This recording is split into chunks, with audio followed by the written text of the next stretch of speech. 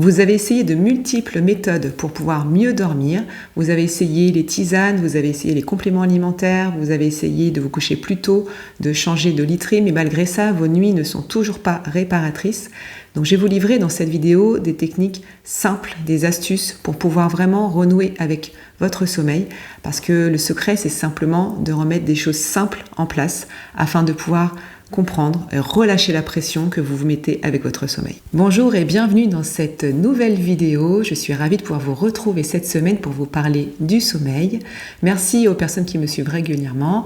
Bienvenue aux nouvelles personnes qui arrivent sur cette chaîne. N'hésitez pas, juste en dessous de cette vidéo, il y a un lien de mon site internet où vous pouvez retrouver toutes mes actualités, retrouver le blog, retrouver également la newsletter si vous souhaitez vous inscrire et puis avoir accès à tous les contenus.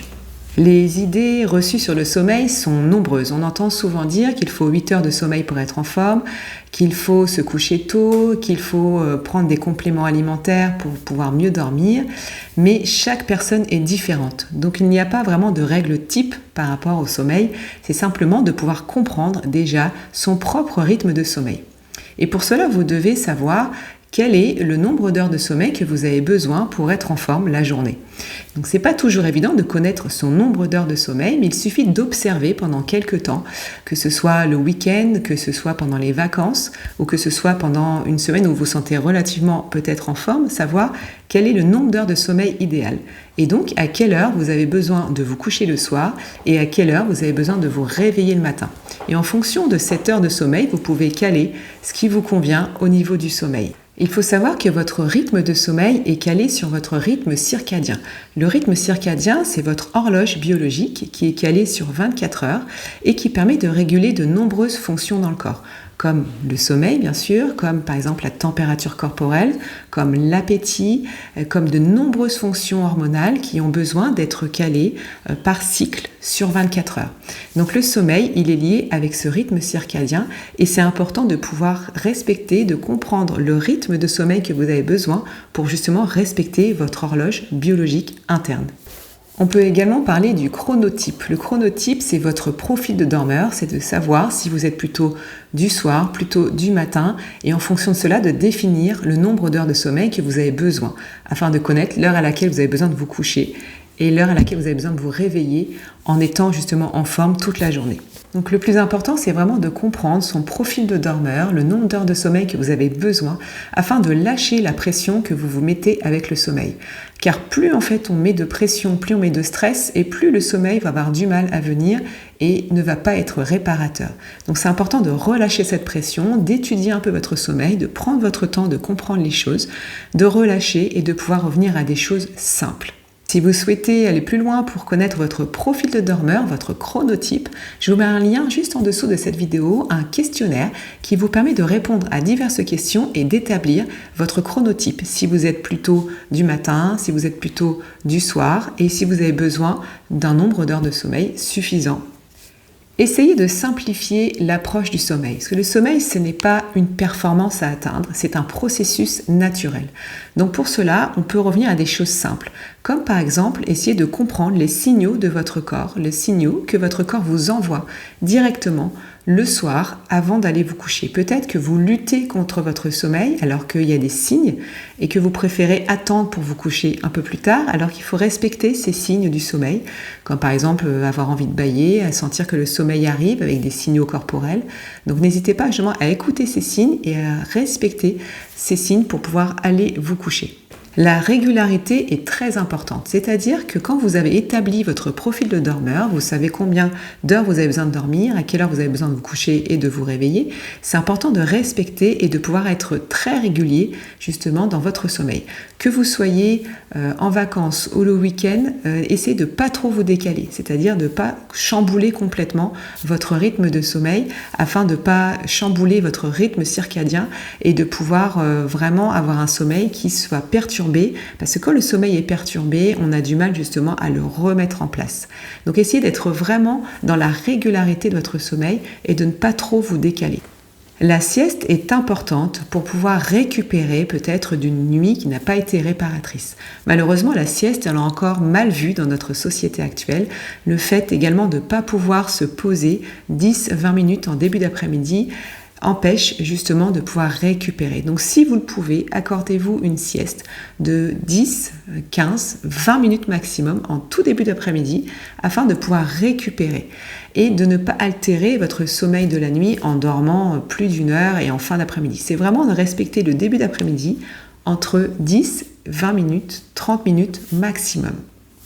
Et si le secret pour mieux dormir était justement de ralentir?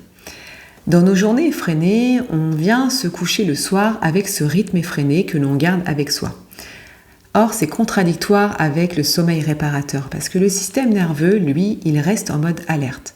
En mode alerte, et alors que le système nerveux, il a besoin de se rééquilibrer. Entre le système nerveux sympathique et le système nerveux parasympathique, il doit y avoir un équilibre entre les deux. Le système parasympathique doit justement être là pour pouvoir vous détendre, vous relaxer et accéder au sommeil. Sauf que là, le système nerveux sympathique, il est encore trop activé le soir pour pouvoir vous endormir. Donc vous avez besoin de laisser la place à la relaxation, à la détente, à l'évacuation de vos tensions, à la respiration pour pouvoir se sentir beaucoup mieux et beaucoup plus en sérénité pour mieux dormir. Instaurez un rituel de bien-être tous les jours afin de pouvoir libérer vos tensions, apaiser votre mental et pouvoir accéder à un meilleur sommeil. Donc cela passe par des phases de respiration. Vous pouvez respirer 10 minutes, 15 minutes avec la détente physique et mentale. Pas besoin que cela soit vraiment très long. C'est vraiment pratiquer une sophrologie, pratiquer peut-être une respiration spécifique comme la cohérence cardiaque, pratiquer une séance relativement courte mais qui permet vraiment de ressentir tous les bienfaits et vous allez forcément mieux dormir, accéder à un meilleur sommeil, réduire votre temps d'endormissement et vous sentir beaucoup plus en forme le matin parce que vous aurez beaucoup mieux dormi. Et tous les parasites au niveau du mental, au niveau de l'émotionnel, au niveau physique également, ils vont perturber justement votre horloge biologique. Ils vont altérer la sécrétion hormonale qu'il peut y avoir le soir lorsque vous devez sécréter la mélatonine et qu'elle ne va pas pouvoir se sécréter correctement parce qu'on a l'hormone du cortisol qui est encore là et qui va vraiment empêcher la sécrétion de la mélatonine.